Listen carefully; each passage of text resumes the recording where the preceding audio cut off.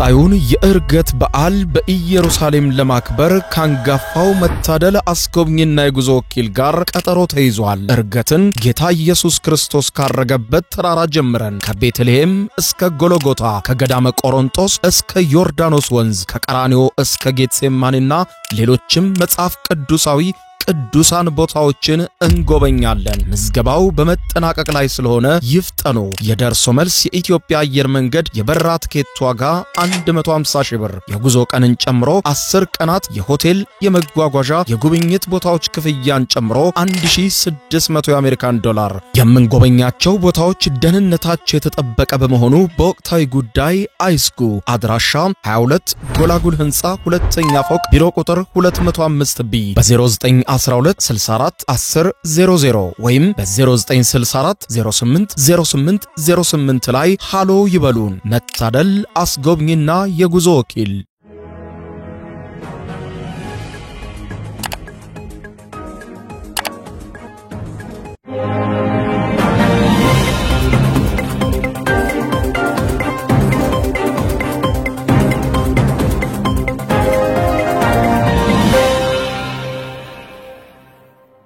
ተናስተልኝ ክብራትና ክብራን የዩቲዩብ ቻናል ቤተሰቦች የሰዓቱን 3 አጫጭር መረጃዎች ይዤ ቀርብ ያለው እስከ ፍጻሜ አብራችሁኝ ቆዩ። በርከት ያሉ ዓለም አቀፍና ሀገርኛ መረጃዎች በየሰዓታቱ ልዩነት ዩቲዩብ ቻናሌ ላይ ሲጫኑ ቀድሞ ለእናንተ የማስታወቂያ መልእክት ወይም ኖቲፊኬሽን እንዲደርሷችሁና ዜናዎችን በፍጥነት ለመከታተል የዩቲዩብ ቻናሌን ሰብስክራይብ በማድረግ የደወል ምልክቷን መጫን አትዘንጉ። ወደ መረጃዎቹ አልፋለሁ። በዚህ ሰዓት የምታደምጧቸው 3 መረጃዎች የመጀመሪያው ዜና አሳዛኝ ነው። ይሄውም እንግዲህ በዛሬ ዓመት በርካታ ሰዎች ባለቁበትና የመሬት መንሸራተት ባጋጠመበት በጎፋ ዞን ገዜ ጎፋ ወረዳ ዳግም የመሬት ናዳና ጎርፍ መከሰቱን እንበዚህም በሰውና በንብረት ላይ ከፍተኛ ጉዳት መድረሱን ከአካባቢው ነዋሪዎች ለማወቅ ተችሏል። ጉዳዩን በተመለከተ በዝርዝር የምታደምጡት ዘገባ ይኖራል።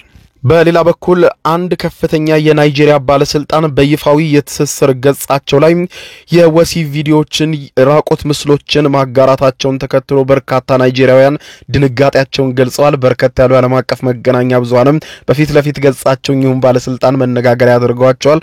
ዝርዝሩን ታደምጡታላችሁ።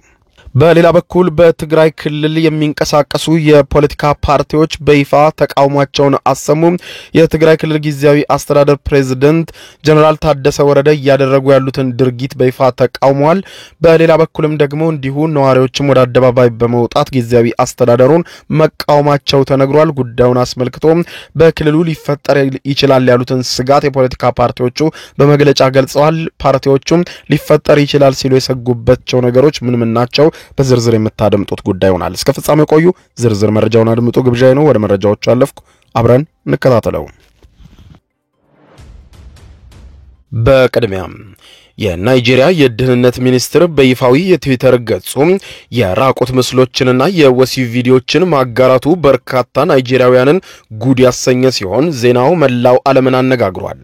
የናይጄሪያ የሀገር ውስጥ የደህንነት ሚኒስትር ኦሎምቡኒ ቱንጂ ኦቾ በትናንትናው ዕለት ማረጋገጫ በተሰጠው ይፋዊ የትዊተር ገጻቸው ላይ ያጋሩት ምስልና ቪዲዮ በርካቶችን ያስቆጣና ያነጋገረ ብሎም እያስደነገጠ የሚገኝ መሆኑ የተገለጸ ሲሆን ሚኒስትሩ በዚህ የትዊተር ገጻቸው ላይ የወሲብ ፊልሞችን በመስራት የምትታወቅ ሄና ሄንሶኒ የተባለችውን ሴት የራቆት ምስልና ቪዲዮ ማጋራታቸውን የጠቆመው የፈርስት ፖስት ዘገባ ሚኒስትሩ ግለሰቧ በራሷ የማህበራዊ ትስስር ገጽ ላይ የለጠፈችውን ምስል መልሰው ከማጋራትም በተጨማሪ ወሲብ ቀስቃሽ የወሲብ ቪዲዮዎችን መልሰው ማጋራታቸውም ተነግሯል። የራቆት ምስል ከ15 ሰዓታት በላይ ከገጻቸው ላይ ሳይነሳ መቆየቱንና ቪዲዮውም በዚያው በትዊተር ገጻቸው ላይ ለ15 ሰዓታት ለመላው ናይጄሪያውያን ሲታይ እንደነበረ ናይጄሪያውያኑን ያስገረመና ያስደነገጠ ቆይቶ ያስቆጣ መሆኑን በማንሳት ሚኒስትሩ የተፈጠረውን ስህተት በማመን በአፋጣኝ ምስሉን ማጥፋት ሲጠበቅባቸው ጉዳዩን በዝምታ መመልከታቸውንና የወሲብ ቪዲዮዎቹም በዚያው በትዊተር ላይ ለበርካታ ሰዓታት በሚኒስትሩ ይፋዊ ገጽ ላይ ምስሉ ተጋርቶ እንዲቆይ ማድረጋቸው ያልተገባ ነው የሚሉ የሚሉ በርካታ ትችቶችም በመሰንዘር ላይ መሆናቸውም ተመልክቷል። በሚኒስትሩ ይፋዊ ገጽ ላይ ተጋርቶ የነበረው የራቁት ምስልና የወሲብ ቪዲዮም በቀጣዩ ቀን እንዲነሳ መደረጉን የጠቆመው ዘገባው የሀገር ውስጥ የደህንነት ሚኒስትሩ በናይጄሪያ የህግና ስርዓት መከበር እንዲሁም የደህንነትና ሌሎችንም ጉዳዮች የሚመራ አካል እንደመሆኑ ከተቋሙ መሪ የማይጠበቅ ተግባር ተፈጽሟል የሚሉ ተቃውሞዎችም በማህበራዊ ሚዲያዎች በስፋት እየተሰራጩ መሆኑን የጠቆመው ዘገባው ምንም እንኳን የመንግስት ባለስልጣናት የግል መልእክቶችና ጉዳዮች በስህተት በማህበራዊ ሚዲያ መውጣታቸውን የሚያጋጥም ቢሆንም ምስሉን በአፋጣኝ ከማጥፋት ይልቅ ለሰዓታት እንዲቆይ መደረጉ በርካቶችን ማስቆጣቱን ጠቅሶ በቀጣዩ ቀን ምስሎቹን ከገጻቸው ላይ በማጥፋት መደበኛ ይዘቶችን ማጋራት የቀጠሉት ሚኒስትሩ ጉዳዩን በሚመለከት ምላሽ አለመስጠታቸውም ታውቋል። በሌላ ዜና በጀነራል ታደሰ ወረደ እየተመራ ያለው የትግራይ ክልል ጊዜያዊ አስተዳደር ከፍተኛ ተቃውሞ ቀረበበት። አዲሱ የትግራይ ክልል ጊዜያዊ አስተዳደር በቅርቡ ያቋቋመው ካቢኔ ለአንድ ቡድን ያደላ ነው በማለት እንደማይቀበሉት በክልሉ የሚንቀሳቀሱ ተቃዋሚ ፓርቲዎች በጋራ ያስታወቁ ሲሆን በትግራይ ክልል በሶስት የተከፈሉ የታጠቁ ኃይሎችም በሚያደርጉት እንቅስቃሴ ሳቢያ የእርስ በርስ ጦርነት ሊነሳ የሚችልበት እድል እንዳለ ፓርቲዎቹ ገልጸዋል። በትናንትናው ዕለትም በመቀሌ በተደረገ ሰላማዊ ሰልፍም በርካታ ተቃዋሚዎች በፕሬዝዳንቱ ጽህፈት ቤት በር ላይ ተቃውሟቸውን አሰምተዋል። ይህንን የተቃውሞ አቋማቸውንና ስጋታቸውን በትናንትናው ዕለት በጋራ በሰጡት ጋዜጣዊ መግለጫ ላይ የገለጹት አረና ትግራይ ለዲሞክራሲና ለሉዓላዊነት አረና ፓርቲ፣ ውድብ ናጽነት ትግራይ ውናት እንዲሁም የብሔራዊ ባይቶና አባይ ትግራይ ባይቶና የተባሉ ፓርቲዎች መሆናቸው የተዘገበ ሲሆን እንደ ኢትዮጵያን ኢንሳይደር ዘገባ ሶስቱም ፓርቲዎች የተጋሩ ብሔራዊ ደህንነት ቃል ኪዳን የተሰኘ ጥምረት አቋቁመው ሲንቀሳቀሱ የቆዩ መሆናቸውን አመልክተዋል። የፓርቲዎቹ የትናንትናው መግለጫ በዋናነት ያተኮረው በሌተናል ጀነራል ታደሰ ወረደ የሚመራው አዲሱ የትግራይ ክልል ጊዜያዊ አስተዳደር ባዋቀረው ካቢኔ ላይ ሲሆን ሌተናል ጀነራል ታደሰ ወረደ የትግራይ ክልል ጊዜያዊ አስተዳደርን የመምራት ስልጣን ከአቶ ጌታቸው ረዳ የተረከቡት ከሁለት ሳምንታት በፊት መጋቢት 30 በጠቅላይ ሚኒስትር ዶክተር አብይ አህመድ ጽህፈት ቤት በተካሄደ ስነ ስርዓት ነበር። አረና ውናትና ባይቶና በመግለጫቸው ሌተናል ጀነራል ታደሰ ወረደን ጨምሮ በክልሉ የነበረው ጊዜያዊ አስተዳደርን በኃይል እንዲገለል ላደረጉ አካላት ሹመት መስጠቱ ተቀባይነት የለውም ብለዋል። በስልጣን ርክክብ ስነ ስርዓቱ ላይ የትግራይ ክልል ጊዜያዊ አስተዳደር አቃፊና አሳታፊ ይሆናል ቢባልም አዲሱ ካቢኔ ግን ሲዋቀር ቃል ከተገባው የተቃረነ እንደሆነ ፓርቲዎቹ ይፋ አድርገዋል። የአረና ትግራይ ፓርቲ ሊቀመንበር አቶ አምዶም ገብረስላሴ ጀነራል ታደሰ ወረደ ወደዚህ ስልጣን ከመጡ በኋላ ከህወሓት ጽህፈት ቤት አንጃ ጋር በድብቅ በመመካከር ካቢኔው ከህወሓትና የህወሓት ደጋፊ ከሚባሉት ብቻ በማዋቀር አቃፊና አሳታፊ ይሆናል የተባለውን ጊዜያዊ አስተዳደር የአንድ ቡድን ብቻ እንዲሆን አድርጓል ሲሉ ተችተዋል። አዲሱ ፕሬዝዳንት የሰጧቸውን የካቢኔ አባላት ሹመቶችም የተለያዩ ፓርቲዎችም ተወክለውበት ለተመሰረተው የትግራይ ክልል ጊዜያዊ ምክር ቤት በተቋቋመበት ደንብ መሰረት አቀርበው አለማጸደቃቸውም ነቅፈዋል። ይህ አካሄድ የትግራይን ችግር ከመፍታት ይልቅ ክልሉን ወደ በለጠ ችግር የሚወስድ አደገኛ አካሄድ እንደሆነ አቶ አምዶም አጽንኦት ሰጥተው የገለጹ ሲሆን ሶስቱ ፓርቲዎችም በሰጡት ጋዜጣዊ መግለጫ በጊዜያዊ አስተዳደሩ ካቢኔ ውስጥ ብቸኛ የተቃዋሚ ፓርቲ አባል የሆኑት የትግራይ ክልል የትራንስፖርት ቢሮ ኃላፊ አቶ ታደለ መንግስቱ መታሰራቸውንም በመግለጽ እርምጃውን ኮንነዋል። አቶ ታደለ የባይቶና ፓርቲን በመወከል የትግራይ ክልል ጊዜያዊ አስተዳደር ካቢኔን የተቀላቀሉት በአቶ ጌታቸው ረዳ የስልጣን ዘመን የነበረ ሲሆን ሌተናል ጀነራል ታደሰ ወረደ ካቢኔያቸውን ሲያዋቅሩ እንደርሳቸው ሁሉ ባይቶናን በመወከል የውሃ እንዲሁም ኢነርጂ ቢሮን ሲመሩ የቆዩትን አቶ ሞገስ ገብረ እግዚአብሔርን ከኃላፊነት አንስተዋል።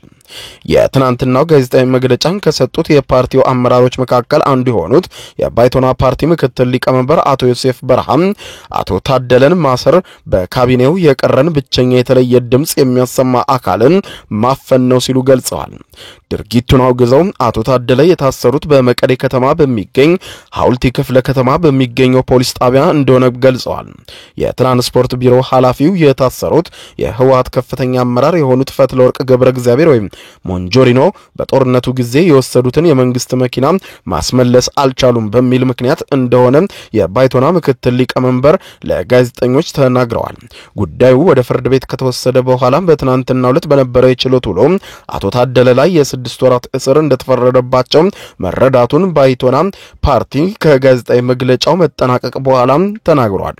ለአቶ ታደለ እስር ምክንያት የሆነው በወይዘሮ ፈትለወርቅ እጅ ይገኛል የተባለው ተሽከርካሪ በትናንትናው ዕለት ምሽት መመለሱን የቢሮው ኃላፊ ከእስር መለቀቃቸው ምንጮችም ለኢትዮጵያን ኢንሳይደር ተናግረው የቀድሞው የትግራይ ክልል ጊዜያዊ አስተዳደር ፕሬዝዳንት አቶ ጌታቸው ረዳ በትናንትናው ዕለት ከሰዓት በኋላ በማህበራዊ ትስስር ገጻቸው ላይ ባሰፈሩት መልእክት የአቶ ታደለ እስር ትክክል እንዳልሆነ በመግለጽ እንዲፈቱ ጠይቀዋል።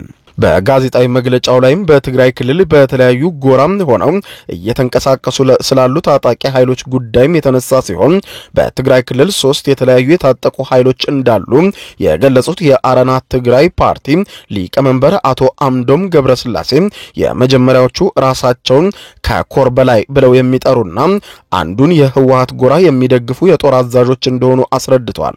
ሁለተኛው የታጠቁ ኃይሎች ደግሞ በምዕራብ ትግራይ የሚገኙና የተከዘ ዘብ የሚል ስያሜ የተሰጣቸው እንደሆነ አቶ አምዶም ገልጸው ሶስተኞቹ የታጠቁ ኃይሎች ደግሞ የክልሉ ወታደራዊ አመራሮች አንዱን የህወሓት ጎራ መወገናቸውን በመቃወም ነፃ መሬት ባሉት ስፍራ የሚንቀሳቀሱ ታጣቂዎች መሆናቸውን ገልጸዋል። በሶስት የተከፈለው የታጣቂዎቹ እንቅስቃሴ ትግራይን ክፉኛ የሚጎዳ ነው ያሉት የአረና ትግራይ ፓርቲ ሊቀመንበር የታጠቁ ኃይሎች በዚህና በዚያ ስላሉ የእርስ በርስ ጦርነትም ሊያጋጥም ይችላል ሲሉ በክልሉ ያለው ከፍተኛ ስጋት አስረድተዋል። የታጣቂዎቹን እንቅስቃሴ አደገኛ አካሄድ ሲሉ የጠሩት አቶ አምዶም የትግራይ ህዝብና የዓለም ማህበረሰብ ተጽዕኖ በመፍጠር ይህ ጉዳይ እንዲቆም እንዲያደርግ እንጠይቃለን ሲሉ ጥያቄያቸውን ገልጸዋል። በመጨረሻም አሳዛኝ ዜና ነው። በጎፋ ዞን ገዜ ጎፋ ወረዳ ዳግም የመሬት ናዳና ጎርፍ ተከስቶ በሰውና በንብረት ላይ ጉዳት መድረሱን የአካባቢው ነዋሪዎች ተናገሩ። የደቡብ ኢትዮጵያ ክልል ጎፋ ዞን ገዜ ጎፋ ወረዳ ነዋሪዎች እንደተናገሩት ከሆነ ከሰሞኑ በአካባቢያቸው ነፋስ ቀላቅሎ እየጣለ ባለው ተከታታይ ዝናብ የመሬት ናዳና ጎርፍ በማስከተሉ በሰው ህይወትና በንብረት ላይ ጉዳት መድረሱን ይፋ አድርገዋል። ከሚያዝያ 9 2017 ዓ.ም ጀምሮ ለተከታታይ ቀናት በአካባቢው እየጣለ ያለው ዝናብ በተለይም ደግሞ ጎሬ ኦዳ፣ ጃውላ፣ ውላ፣ ማሽታሌ፣ ኤላ፣ አማሮሻጌ፣ ቡልቂ በተባሉ አካባቢዎች ባስከተለው ከባድ ነፋስ ከፍተኛ የውሃ ሙላትና የመሬት መንሸራተት የሰዎች ህይወት ሲያልፍ በርካታ ቤቶችም በመሬት ናዳው መስመጣቸውንና የእርሻ ማሳዎች እንዲሁም የቤት እንስሶችም ጭምር በመሬት መንሸራተቱ መወሰዳቸውን ነዋሪዎቹ አስረድተዋል። በወረዳው ከሰሞኑ በተከሰተው ዳግመኛ የመሬት መንሸራተት አደጋ ምክንያት የተፈናቀሉ ነዋሪዎች በጎዶ አንደኛ ደረጃ ትምህርት ቤትና በአንድ የሃይማኖት ተቋም ግቢ ውስጥ ተጠልለው እንደሚገኙ የሚናገሩት ነዋሪዎቹ የዝናብ ሁኔታው ቀጣይነት ያለው ስለሚመስል አሁንም ከፍተኛ ስጋት ውስጥ ነን በማለት ተናግረዋል። በወረዳው የዛሬ ዓመት በተከሰተው የመሬት መንሸራተት አደጋ ምክንያት የተፈናቀሉ ዜጎች አሁንም ሙሉ በሙሉ መልሶ የማደራጀት ስራ ባልተጠናቀቀበት ይህ መከሰቱ ስጋታቸውን ከፍ አድርጎታል። የገዜ ጎፋ ወረዳ አደጋ ስጋት ጽህፈት ቤት ኃላፊ አቶ ማስረሻ ማናዬ በበኩላቸው ሲናገሩ በአካባቢው እየጣለ ባለው ከባድ ዝናብ በወረዳው 4 ቀበሌያት በሰውና በንብረት እንዲሁም በቤት እንስሳት ላይ ከባድ ጉዳት ማድረሱን አስታውቀዋል። ተጨማሪ አደጋዎች እንዳይከሰቱ የወረዳው መንግስት በልዩ ትኩረት እየሰራ ነው ያሉት አቶ ማስረሻም ጉዳት የደረሰባቸውን ነዋሪዎች የማቋቋም ስራ እንደሚሰራ ገልጸዋል። ባሳለፍነው ዓመት በአካባቢው የተከሰተው መሰል የመሬት መንሸራተት ናዳ ምክንያት በርካታ ሰዎች መሞታቸው የሚታወስ ሲሆን አሁንም ድረስ በአካባቢው በስጋት የተፈናቀሉ ነዋሪዎች ሙሉ በሙሉ መልሶ የማቋቋም ስራው አለመጠናቀቁም በቅርቡ የአካባቢው ነዋሪዎች መናገራቸው አይዘነጋም። ክቡራን አድማጮች ለሰዓቱ ብታደምጧቸው መልካም ናቸው ያልኳቸው አጫጭር መረጃዎች እነኚህ ናቸው። ከሰዓታት በኋላ በሌላ መረጃ ተመልሰን እስከምንገናኝ በያለንበት የዓለም ዳር ቸር እንቆይ።